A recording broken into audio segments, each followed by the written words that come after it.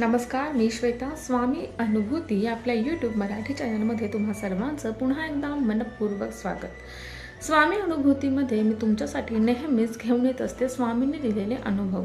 जे अनुभव, ज्या सेवा आपण करत असतो आणि त्या सेवा केल्यामुळे आपल्याला कोणते फळ मिळतात किंवा आपल्या कुठल्या गोष्टी ज्या अडलेल्या आहेत त्याच्यावर आपल्याला मार्ग मिळतात, या सगळ्या गोष्टी आपण पाहिल्या. स्वामी अनुभूती याचा अर्थ म्हणजे स्वामी अनुभूती केव्हा देतात, जेव्हा आपला त्यांच्यावर पूर्ण विश्वास असतो. ज्या पद्धतीने आपण स्वामींवर विश्वास ठेवतो आणि प्रयत्न करतो त्या गोष्टी आपल्या फळाला जातात. बघा, स्वामी कोणाची मदत करतात, तर जो स्वतःची मदत करतो त्याची स्वामी मदत करतात. स्वतःची मदत करण्यासाठी जशी स्वामी अनुभूती गरजेची आहे त्याच पद्धतीने स्वअनुभूतीसुद्धा गरजेची आहे. आता या स्वअनुभूतीमध्ये आपण कोणकोणत्या गोष्टी केल्या पाहिजेत हे आपण या नवीन भागामध्ये बघणार आहोत. तर स्वामींना स्मरून आजचा हा व्हिडिओ आपण सुरुवात करणार आहोत. बघा, स्वअनुभूती म्हणजे स्वतःतून आलेली अनुभूती. स्वतःतून आलेली अनुभूती ही आपल्याला खूप काही देऊन जाते, खूप मदत करते किंवा स्वतःवरती लक्ष केंद्रित करण्यासाठी आपल्याला मदत करते. आता स्वअनुभूती म्हणजे स्वतःच्या आतून आलेली अशी गोष्ट की जी आपल्याला अनंत काळापर्यंत पुरते. बघा, स्वतःवरती लक्ष देणे, स्वतःवरती फोकस करणे, आपल्यात काय चांगलं आहे, आपल्यात काय बेटर आहे, आपण काय चांगलं करू शकतो, या गोष्टींवर फोकस करणे म्हणजे एक स्वअनुभूतीचा भाग आहे. बघा, जेव्हा आपण स्वअनुभूती करतो किंवा स्वतःवरती लक्ष देतो, स्वतःवरती फोकस देतो, त्यावेळेस आपण स्वतःला जास्त ओळखतो.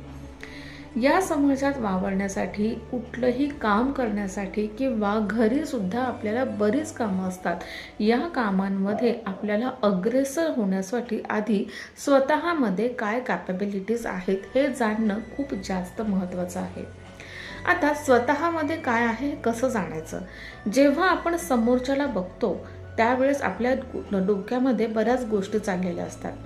स्वतःला अनुभवण्यासाठी, स्वतःला जाणण्यासाठी, स्वतःतल्या क्षमता ओळखण्यासाठी कोणत्या गोष्टी फॉलो करणं गरजेचं आहे?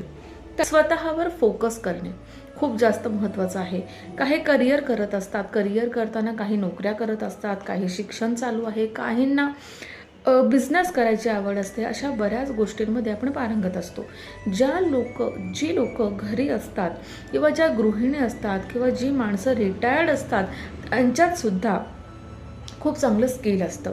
हे स्किल जर तुम्हाला कळालं तर तुम्ही स्वतःमध्ये खूप सारे बदल करू शकता आणि तुमची जी गाडी आहे ती रुळावर येऊ शकते किंवा तुम्हाला त्या क्षणीसुद्धा मार्ग मिळू शकतो ज्याचा तुम्हाला तुमच्या लाईफमध्ये उपयोग होऊ शकतो. बघा, स्वतःला ओळखणं, जेव्हा आपण दुसऱ्याला बघतो त्यावेळेस काय होतं, तर त्यावेळेस आपण स्वतःमध्ये कमी शोधू लागतो. दुसरा आपल्यापेक्षा कसा बेटर आहे हे आपल्याला पदोपदी जाणवत असतं. त्याच्यात काय चांगलं आहे, अरे यार आपल्यामध्ये हे चांगलं नाही आहे, आपण ह्यामध्ये कमी आहोत, असं आपण स्वतःला कमी लेखत असतो. एकतर काय होतं, आपण दुसऱ्यातलं चांगलं बघत असतो जर तो आपल्यापेक्षा बेटर आपल्याला वाटला तर, किंवा जर तो आपल्यापेक्षा कमी आपल्याला वाटला तर आपण काय करतो, अरे हा टाईमपास आहे, हा असाच आहे, आपण ह्याच्यापेक्षा खूप चांगलं आहोत. म्हणजे आपल्यामध्ये इगोची भावना निर्माण होते. म्हणजे कधीतरी आपलं जे माइंडसेट आहे ते अपला जातं, कधी डाऊनला येतं. हे आपण कशावर डिपेंड करतो, तर समोरच्या व्यक्तीवर डिपेंड करतो. तर असं नाही असलं पाहिजे. आपण जे आहोत ते असे आहोत, तसं स्वतःला स्वीकारलं पाहिजे. त्या पद्धतीने आपण चाललं पाहिजे. समोरचा माणूस कसाही असू दे, जर तो तुमच्यापेक्षा बेटर असेल तर तुम्हाला त्याच्या त्या गोष्टींना ॲप्रिसिएट करता आलं पाहिजे. त्याच्यात काय बेटर तुम्हाला वाटलं हे तुम्हाला ओळखता आलं पाहिजे आणि त्याच्यावर तुम्हाला काम करता आलं पाहिजे. मग त्या क्वालिटीज तुमच्यामध्ये कशा येतील, तुम्ही बेटर कसे व्हाल यासाठी प्रयत्न करा, ना की यासाठी की तुम्ही त्याला बघून स्वतःला कमी लेखू शकाल किंवा कमी पाहाल. असं करायचं नाही आहे.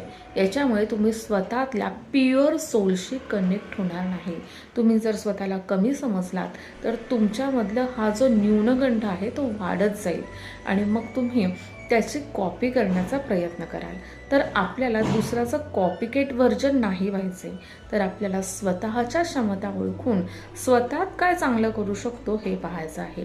दुसऱ्या बाजूला तुम्हाला इगो जर झाला, जर तो मनुष्य तुमच्यापेक्षा कमी असेल आणि जर तुम्ही त्याच्यापेक्षा बेटर आहात, मी असा आहे, मी तसा आहे, असं तुमच्या मनामध्ये जेव्हा हेवा निर्माण होतो, त्यावेळेस काय होतं, तुमच्यामध्ये इगो वाढतो.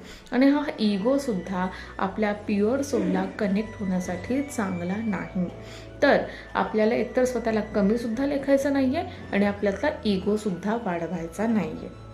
ही एक झाली गोष्ट. आता दुसरी गोष्ट म्हणजे त्या माणसाने त्याच्या लाईफमध्ये काय अचीव केले, तो काय बनला किंवा त्याच्यामध्ये काय चांगलं आहे, या गोष्टींना ॲप्रिसिएट करा. तो बेटर आहे, तो श्रीमंत आहे, मी अनलकी आहे, यार मी तिथपर्यंत पोहोचलेच नाही. त्याने काय केले तर तो आज या सक्सेसला गेलेला आहे, मी या सक्सेसला नाही जाऊ शकले, असं नसतं. तुमच्या कॅपॅबिलिटीज वेगळ्या, त्याच्या कॅपॅबिलिटीज वेगळ्या. त्याने काय केलं, त्याने त्यासाठी प्रयत्न केले, हे प्रयत्न तुम्ही केलेत तर तुम्हीही तिथपर्यंत जाऊ शकता. पण तुमच्या जर आवडीनिवडी वेगळ्या असतील, त्याच्या वेगळ्या असतील, तर त्याला कंपॅरिझन करू नका. आनंदी राहण्याचा प्रयत्न करा आणि आनंदी राहण्यासाठी तुम्हाला जे आवडते ते तुम्ही करा. मग ते इतरांच्या तुलनेत कमी का असेना, पण तुमच्यासाठी ती गोष्ट खूप महत्त्वाची आहे, कारण तिथपर्यंत जाण्यासाठी तुम्ही प्रयत्न केलेले असता. तुमचा आनंद कशात आहे ते शोधा. आपण काय करतो, एखाद्या गोष्टीचा एंड रिझल्ट बघतो, म्हणजे तो ना UPSC पास झाला आणि तो IAS झाला, किंवा एखादा फिल्ममध्ये कुठल्या तरी एकदम प्रकाशित झालं, किंवा त्याचं सेलिब्रिटी आहे तो आणि कुठली तरी त्याची सिरियल एकदम चांगली चालली, किंवा तो तुमच्या ओळखीतली व्यक्ती आहे, तुमच्या रोजच्या पाहण्यातली व्यक्ती आहे आणि ती खूप कुठेतरी चमकली, सेलिब्रिटी झाली, किंवा यूट्यूबचं चॅनल खूप एकदम ह्याला गेलं, म्हणजे एकदम हाय लेवलला गेलं, असं काहीतरी झालं, किंवा कुठल्या तरी एखाद्या खेळामध्ये त्यांनी खूप जास्त प्रावीण्य मिळवून नॅशनॅलिटीपर्यंत गेला, नॅशनल लेवलला पोहोचला, किंवा आणखीन काही गोष्ट खूप मोठी अचिव्हमेंट झाली, खूप मोठं प्रमोशन झालं. असं काही काही गोष्टी असतात जिथं आपण जेव्हा स्वतःला ठेवतो तेव्हा कमी आपण स्वतःला मानतो, की अरे त्याला हे मिळालं, त्याला ते मिळालं. अरे पण त्या माणसाने तिथपर्यंत जाण्यासाठी किती प्रयत्न केलेत हे आपण बघत नाही. जर तो UPSC क्रॅक करून जर त्यांनी एंड त्याला रिझल्ट मिळाला की तो IAS ऑफिसर झाला, तर तुम्ही काय बघता, तो IAS ऑफिसर झाला, मी नाही होऊ शकले, यार मी नाही करू शकत, असं नसतं. त्याने IAS ऑफिसर होण्यासाठी किती खस्ता खाल्ल्या, किती रात्रभर अभ्यास केला, त्याचा स्टॅमिना किती होता, त्यांनी किती वेळ स्वतःला अभ्यासामध्ये दिला आहे, किती एफर्ट्स दिले, किती कष्ट केले. बरं तो खालून किती वर आला, किंवा त्याची परिस्थिती नसतानासुद्धा त्यांनी हे अचीव केलं. या सगळ्या गोष्टी मॅटर करतात आणि आपण इथे पूर्णपणे झिरो असतो. आपण इथे पाहतच नाही. पण जेव्हा तुम्ही ह्या गोष्टी बघता तेव्हा स्वतःला तिथे ठेवा, की खरंच हे सगळं आपण करू शकणार आहे का, किंवा ही आपली कॅपॅबिलिटी आहे का, या सगळ्या गोष्टी आपण कॉम्प्रोमाइज करू शकतो का. तर यस असेल तर नक्की प्रयत्न करा, पण जर नाही असेल, नाही हे मी नाही करू शकत, मला तो रिझल्ट चांगला आहे पण या सगळ्या गोष्टीत मी कुठेही बसत नाही, तर हे ओळखा. तुम्ही काय करू शकता ते करा, ज्याच्यामुळे तुम्हाला आनंद निर्माण होईल. त्याचा आनंद होता की UPSC क्रॅक करणे आणि त्या IASच्या पदावरती पोहोचणे. त्याने ते केलं आणि त्याला आनंद मिळाला. तुमचा आनंद तोच असेल कशावरून, तुमचा आनंद वेगळा असू शकतो. त्यामुळे त्याने ते केलं म्हणून आपण ते करायचं असं नाही, किंवा स्वतःला त्रास करून घ्यायचा आणि ते करण्याचा प्रयत्न करायचा आणि रिझल्ट झिरो, असंही करता कामा नये. जी कॅपॅबिलिटी तुमची आहे, तुम्ही ज्याच्यामध्ये बेटर व्हर्जन आहात, तुम्ही ज्याच्यामध्ये चांगलं काहीतरी करू शकता, तुमच्यात जे स्किल आहे ते ओळखा आणि तेच करा. दुसऱ्याने केलं म्हणून आपण करायचं असं करू नका. आपल्याला स्वतःच्या प्युअर सेलला कनेक्ट व्हायचं आहे आणि आपण स्वतः बेटर काहीतरी वेगळं करू शकतो हे प्रूव्ह करायचं आहे. आपल्यातल्या विकनेसेस ओळखा, आपल्यातलं स्ट्रॉंग काय आहे ते ओळखा आणि त्या पद्धतीने स्वतःचं करिअर डिझाईन करा किंवा त्या पद्धतीने तुमचं काम डिझाईन करा. जेव्हा तुम्ही असं काम कराल तेव्हा तुमच्या मनाला खूप जास्त आनंद मिळेल. आणि आणखीन एक गोष्ट म्हणजे हा आनंद दुसऱ्यासाठी काही नसेल पण तुमच्यासाठी मात्र फार मोठा असेल. तर ते ओळखलं तर तुम्हाला जास्त पद्धतीने किंवा जास्त चांगल्या पद्धतीने सक्सेस मिळू शकतं. तर या गोष्टी तुम्हाला करायच्या आहेत. कोणाच्या एंड रिझल्टला बघून भारावून जायचं आहे, त्याच्याबद्दल हेवा वाटतोय असं काहीही करायचं नाही. तुमच्यातलेच काही लोक तुमच्या पुढे जातील. तुम्हाला थोडा वेळ लागेल कदाचित, पण तो वेळ घ्या आणि प्रॉपरली पुढे जा.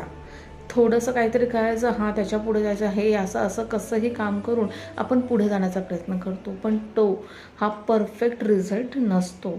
थोडा वेळ लागला तरी चालेल. पॉज घ्या, थांबा, विचार करा, अभ्यास करा, स्वतःच्या क्षमता ओळखा, स्किल ओळखा, त्या डेव्हलप करा आणि मग हळूहळू पुढे जा. जेव्हा एकदा सक्सेसला पोहोचाल त्यावेळेस तुमच्यासारखा आनंद कोणालाच होणार नाही आणि तुम्हाला तिथे बघून तुम्ही ज्या लोकांमध्ये राहता त्यांनासुद्धा तो आनंद होणार आहे हे लक्षात घ्या. त्यामुळे स्वतःचं बेटर व्हर्जन स्वतः बना, इतरांना कॉपी करू नका. एकतर इतरांना कॉपी केल्यामुळे काय होतं, आपण स्वतःशी प्रामाणिक नसतो किंवा आपण स्वतःला फसवत असतो, स्वतःला प्रेशराईज करत असतो, त्याच्यासारखं बनण्याचा प्रयत्न करत असतो. हे साफ चुकीचं आहे. त्याच्यामुळे आपण खूप प्रेशराईज होतो, खूप टेन्शन येतं आणि मग ह्या सगळ्या गोष्टी करताना कुठंतरी काहीतरी मिस होतं, काहीतरी चुकतो आणि मग ते सक्सेस नाही मिळालं तर स्वतःला पुन्हा दोष देत बसतो.